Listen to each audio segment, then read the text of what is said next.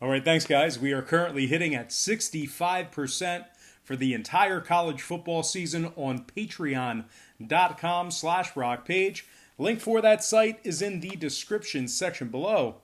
That's patreon.com/rock page. Utah takes on the Oregon Ducks Pac-12 championship. That's going to be an 8 o'clock Eastern tip-off this Friday night at Levi's Stadium. Utah is the 6.5-point favorite, total at 46.5. We saw a whole bunch of movement in the early wagering here. We saw a 0.5-point move toward Utah, and we saw a 4.5-point move downward on the total. The Utes open as the 6-point favorite. They're now up to 6.5. Total open 51, down to 46 and a hook.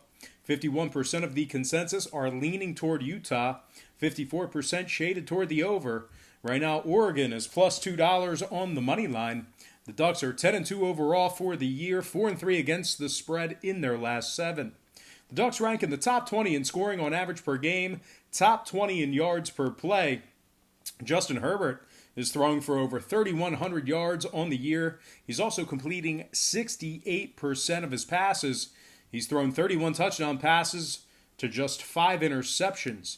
Jalen Redd, 7 touchdowns receiving on the year. Johnny Johnson, 731 receiving yards himself. He's also got himself 6 touchdown catches, and he's averaging 15 yards per reception.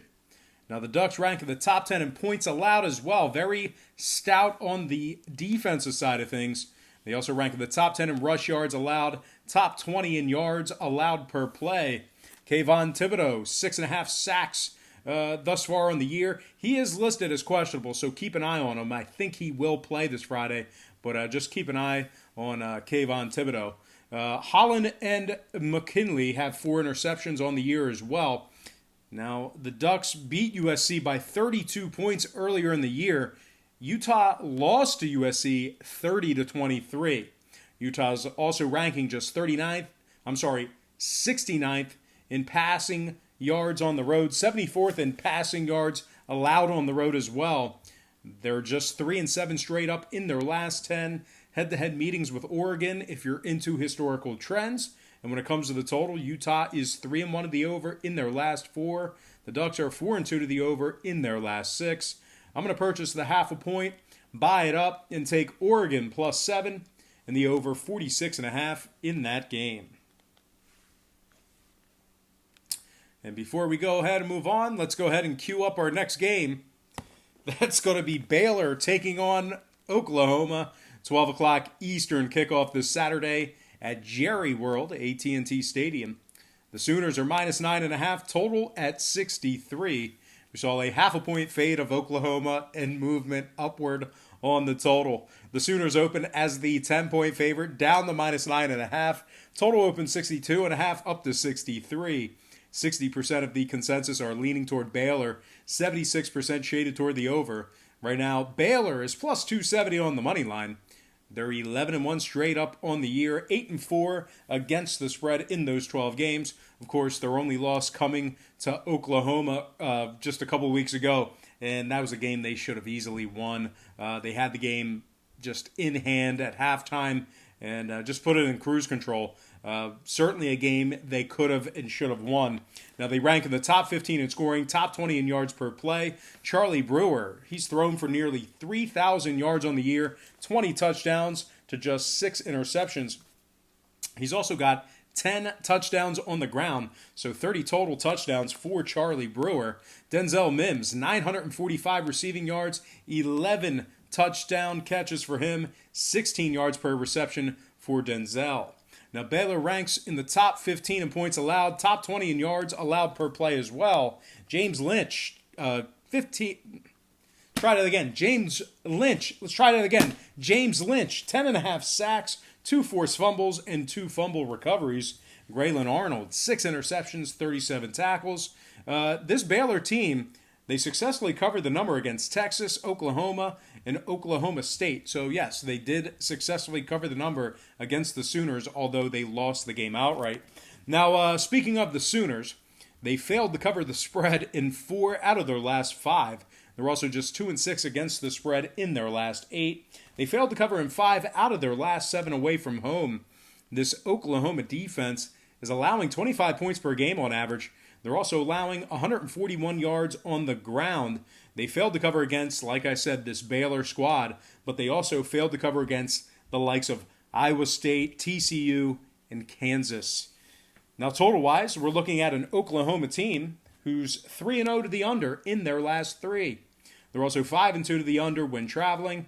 Baylor on the other side, 60% to the under in their last five themselves. I'm going to purchase the half a point, buy it up, and take Baylor plus 10 and the under 63 in that game. Next matchup, Cincinnati taking on Memphis. 3:30 Eastern kickoff in that game. Memphis is minus 9.5, total 57 and a hook. We saw a 1-point fade of Memphis and movement downward on the total. The Tigers open 10.5 down to minus 9.5. Total open 58 and a hook down to 57.5. 58% are leaning Cincinnati, 82% shaded toward the over. Right now, the Bearcats are plus 300 on the money line. They lost to Memphis last week, 34-24. They're also just 1-2 against the spread in their last three. They failed to cover in 4 out of their last 6 as well. The Bearcats rank 106th in passing in the country. They're also 86th in offensive yards per play. A couple more disparaging things to read about Cincinnati. They're 101st in passing yards allowed on the road, 93rd in yards per play allowed on the road as well, and they failed to cover against the likes of Temple, USF, East Carolina, and Tulsa. Memphis on the other side, 11-1 straight up on the year, 8-4 against the spread. They've also successfully covered the number in 5 out of their 7 games away from home. They rank at the top 10 in scoring, top 10 in yards per play. Brady White has thrown for over 3,300 yards on the year, 32 touchdowns, 78.8 QBR.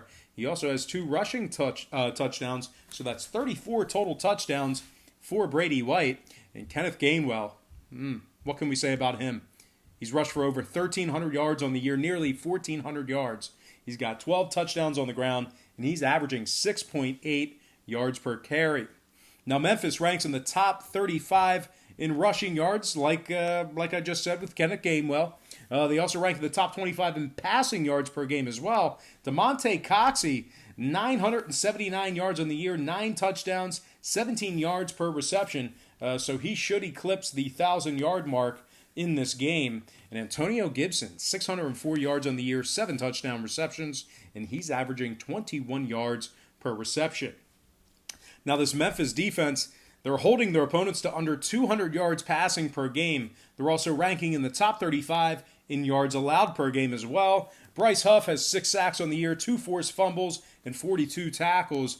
Johnson and Blake, 2 interceptions apiece. And when it comes to this total, we're looking at a Cincinnati team who's 4-0 to the under in their last 4, 6-2 to the under in their last 8. Meanwhile, 2 out of Memphis's last couple of games stayed under the total as well. I'm going to lean toward Memphis minus 9.5 and the under 57 and a hook in that game. Next matchup, Georgia taking on LSU, and that's going to be the SEC championship game at 4 o'clock at Mercedes-Benz Stadium. LSU's the 7.5-point favorite, total at 54 and a hook. We saw a 1.5-point move toward LSU and movement downward on the total. The Tigers opened as the 6-point favorite. They're now up to minus 7.5. Total open 56 down to 54 and a hook. 65% of the consensus are leaning toward LSU. 73% shaded toward the over. And right now the Bulldogs of Georgia are plus 245 on the money line. Now, as you guys saw last week, Lawrence Cager's out. We also got a couple guys on this injury report as well. We have Schaefer, Stokes, Swift, Wyatt, and Campbell all listed as questionable. And, of course, George Pickens is out for the first half. He's suspended because of that brawl at the towards the end of the game last week. I believe that was against Georgia Tech. Now, the Bulldogs rank 76 in pass yards per game. They're just 3-7 against the spread in their last 10 head-to-head matchups with LSU, if you're into historical trends. And, they failed to cover over the likes of Texas A&M, Kentucky, and South Carolina. LSU, undefeated on the year, 12-0 straight up, 10-2 against the spread in those 12 games. They're 5-0 against the number away from home. They rank at the top 3 in scoring, top 3 in passing, top 3 in yards per play. Joe Burrow is thrown for nearly 4,400 yards. He's completing 78% of his passes, 44 touchdown passes to just 6 interceptions. He's also ran it in 3 times. Clyde Edwards-Helaire, 1,233 yards rushing, 16 touchdowns on the ground for Helaire. And Chase and Jefferson have over 2,500 receiving yards combined and 30 touchdowns combined from that receiving position. LSU, they rank in the top 35 in points allowed. Very stout on defense as well. They rank in the top 30 in rushing yards allowed, top 30 in yards allowed per play. Jacoby Stevens has 3 interceptions on the year, 5 sacks, 75 tackles.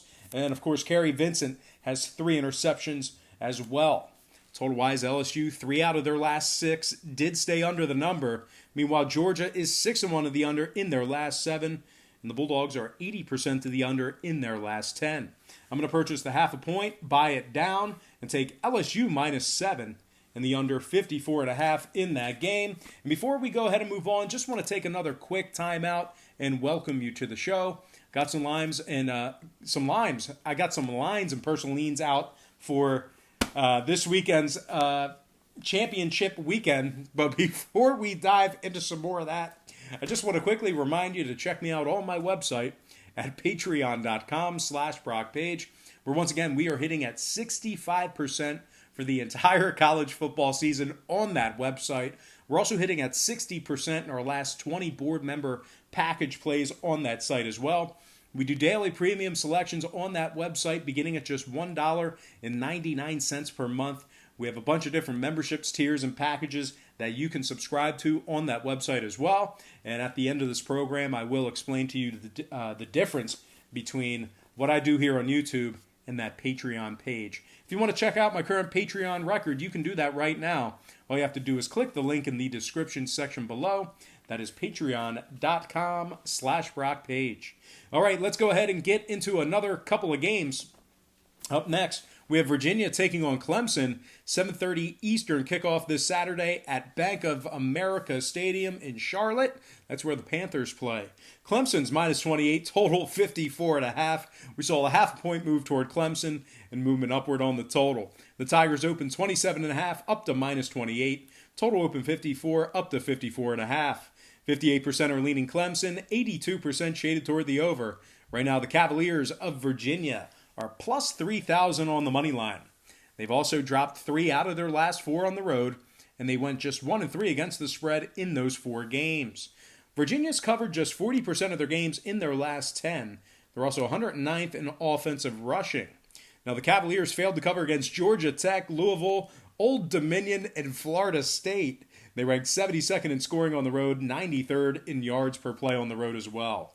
Now, the Tigers of Clemson, 12-0 straight up in the year, 9-3 against the spread in those dozen games. They're 3-1 against the spread on the road. They scored 52 points or more in 4 out of their last 5. They also scored over 38 points in 10 out of their 12 games on the year.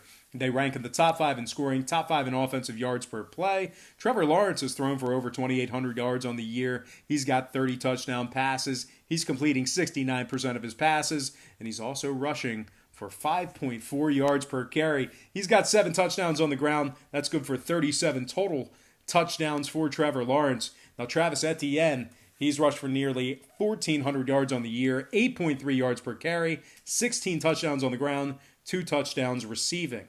Now, Clemson on the other side, they rank top 10 in rushing, top 25 in passing. T. Higgins has 900 receiving yards on the year. He's averaging 20.9 yards per reception. He's got 10 touchdown catches on the season. And Justin Ross, he's got 7 touchdown receptions on the season, 648 total yards for Justin Ross.